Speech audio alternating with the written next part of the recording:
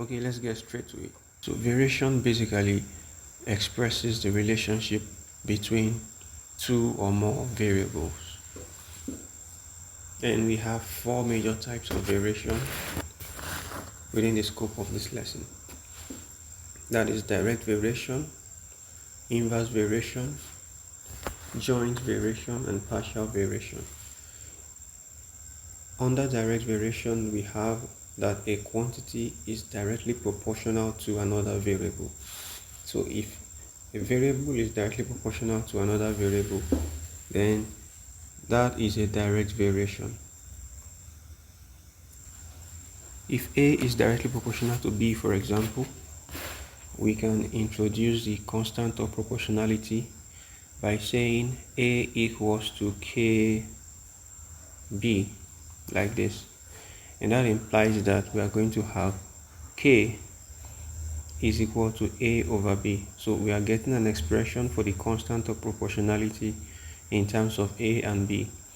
We always need to find the constant of proportionality so that we can eventually write a perfect mathematical relation between A and B. So K is the constant of variation, also called the constant of proportionality. The question says, if A varies directly as the square root of B, and A is 35 when B is 25, find B when A is 14. The first thing to write down is the kind of relationship between A and B. The question says A varies directly as the square root of B. So we're going to write this expression first. A is directly proportional to the square root of B. And when we introduce the constant of variation, we are going to have A equals to K root B. I call this equation 1. This is equation 1. The next thing is to put the values of 35 for A and 25 for B into this equation 1. And that will allow us to find a value for the constant of variation. After which we are going to rewrite the relationship between A and B with the value of K in between. Now putting those values, A is 35 when B is 25, we have that 35 equals to K root 25. We have that 35 equals to 5K because the square root of 25 will give you 5. And then when you divide both sides by 5, you are going to have K equals to 7. Now we have the value of K. Remember our equation 1, which says A equals to K square root of B. Now I'm going to put in the value of K equals to 7, and that will give me equation 2, which is A equals to 7 root B.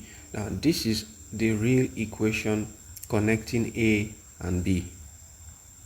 Now we were to find B when A is 14. So all you need to do is, using this equation 2, put A equals to 14 and then you solve for B. This is just a simple algebra. A is 14 and then you try to make B the subject of the formula. At this point you are going to have square root of B is 2, and then when we take the square of both sides, remember taking the square of both sides will undo the square root on B. So then we have B equals to 4. Now B equals to 4 when A is 14. That is that about direct variation. It is pretty much straightforward. So this is it for direct variation.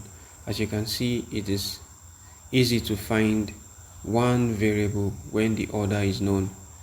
The moment you derive your equation, then you can find the unknown. Next, I'm going to talk about inverse variation. In inverse variation, a quantity is inversely proportional to another variable. Inverse proportionality. So it means that when you are increasing one, you are reducing the other because there is an inverse relationship. So if Y is inversely proportional to B, I can introduce the constant of variation and say Y equals to K over B, and that implies that K will be the product of Y and B. So we always try to introduce a constant of variation, like I said before, so that we can now have a proper mathematical expression connecting y and b. So from here, k equals to yb. And if I know the value of k, I can now write y in terms of b using the numerical value of k. So I'm going to take an example to explain this further. This question says, if y plus 2 varies inversely as x, and y equals to 3 when x equals to 2, find y when x equals to 5. From the question, y plus 2 stands as one variable, and that is inversely proportional to x. So we write y plus 2 is proportional to 1 over x. This is how we represent inverse variation, similar to what we did here. Now we're going to introduce the constant of variation and say y plus 2 equals to k over x. This is like saying y plus 2 is equals to k times 1 over x, which will give you k over x. We can make k the subject of the formula from here and say cross multiply k equals to x bracket y plus 2. Now when y is 3, x is 2, we plug in those values and then we can find our k. This is just a simple calculation, and then you have k equals to 10 at this point. Now we're going to put back k equals to 10 into this equation 1. You see, so y plus 2 equals to 10 over x. Now this is the equation of the variation between y plus 2 and x, because we have found the value of k now. What we have to do next is to find y when x is 5. So we are going to put x is 5 in place of x in this equation 2. So y plus 2 equals 10 over 5, and that you have y plus 2 equals to 2. So you take 2 to the other side, and then you have y equals to 0. So using this relation, when x is 5, y definitely will be 0.